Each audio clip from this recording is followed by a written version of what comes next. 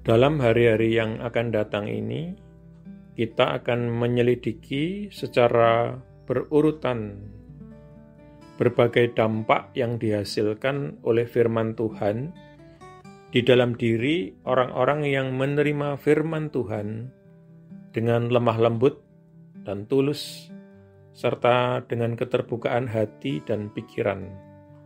Dampak yang pertama adalah iman. Kita akan membaca dalam surat Roma yang ke-10, ayat yang ke-17, mulai. Jadi iman timbul dari pendengaran, dan pendengaran oleh firman Kristus. Jadi ada 3 tahap berturut-turut dalam proses spiritual yang dijelaskan di sini. Yang pertama, ada firman Tuhan, atau ada perkataan Tuhan. Yang kedua, pendengaran. Dan yang ketiga adalah iman. Firman Tuhan tidak serta-merta menghasilkan iman, tetapi hanya melalui pendengaran. Mendengarkan dapat dijelaskan sebagai suatu sikap minat penuh perhatian dan memperhatikan, keinginan yang sungguh-sungguh untuk menerima dan memahami pesan yang disampaikan. Kemudian, dari pendengaran inilah timbul iman. Penting untuk dipahami bahwa mendengarkan firman Tuhan itu memulai atau menginisiasi suatu proses di dalam jiwa yang daripadanya iman itu berkembang. Dan bahwa proses ini membutuhkan suatu jangka waktu yang minimal.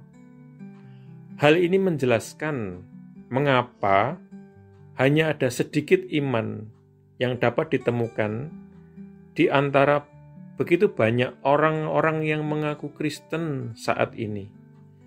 Mereka tidak pernah mendedikasikan waktu yang cukup untuk mendengarkan firman Tuhan, untuk memungkinkan firman itu menghasilkan di dalam diri mereka sejumlah besar iman. Ataupun jika mereka pernah menyediakan waktu kapanpun untuk perenungan-perenungan pribadi dan mempelajari firman Tuhan, semuanya itu dikerjakan dengan terburu-buru dan dengan cara serampangan, sehingga semuanya akan berakhir sebelum iman itu memiliki waktu untuk berkembang. Saat ini kita mempelajari bagaimana iman dihasilkan. Kita juga akan memahami jauh lebih jelas bagaimana iman Alkitabiah seharusnya didefinisikan. Dalam percakapan umum, kita seringkali menggunakan kata iman dengan gampang. Kita berbicara tentang percaya pada dokter, atau percaya pada obat-obatan tertentu, atau percaya pada berita-berita surat kabar, atau mungkin juga bahkan percaya pada politisi atau partai politik. Namun dalam istilah Alkitab, kata iman harus didefinisikan secara lebih ketat, karena iman hanya timbul dari mendengarkan firman Tuhan. Maka iman selalu berhubungan langsung kepada firman Tuhan. Iman Alkitabiah tidak terdiri dari mempercayai apapun yang kita sendiri inginkan atau sukai atau angan-angankan. Saya ulangi sekali lagi.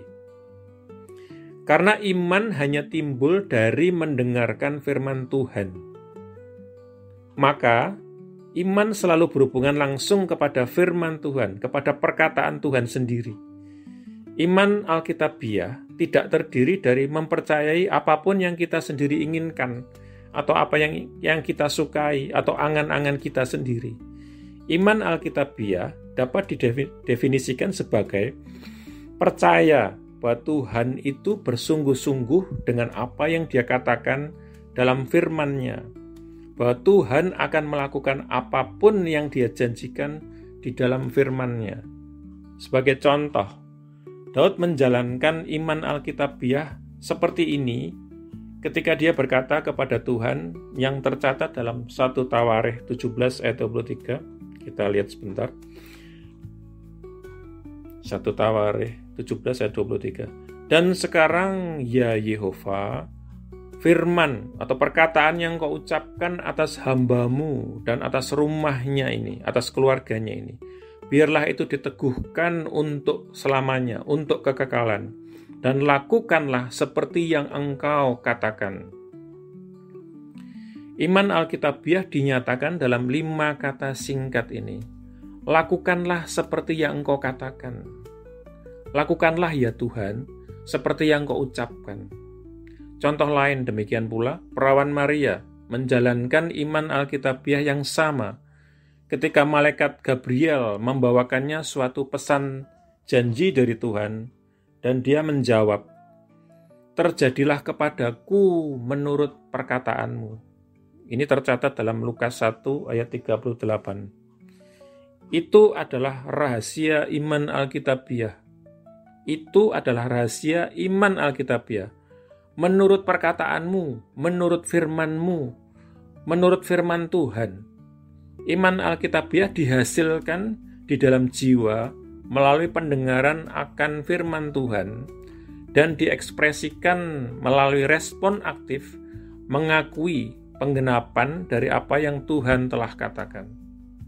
Kita berdoa. Tuhan, dengan segenap hatiku aku mengatakan hal yang sama seperti yang Maria katakan. Terjadilah padaku menurut perkataanmu. Terima kasih untuk kekayaan janji-janjimu dan juga untuk petunjuk-petunjuk, panggilan-panggilan, bahkan penglihatan-penglihatan yang digambarkan dalam firman-Mu. Bagiku dan bagi banyak anak-anak-Mu lainnya, aku akan mendengarkan suara-Mu. Amin.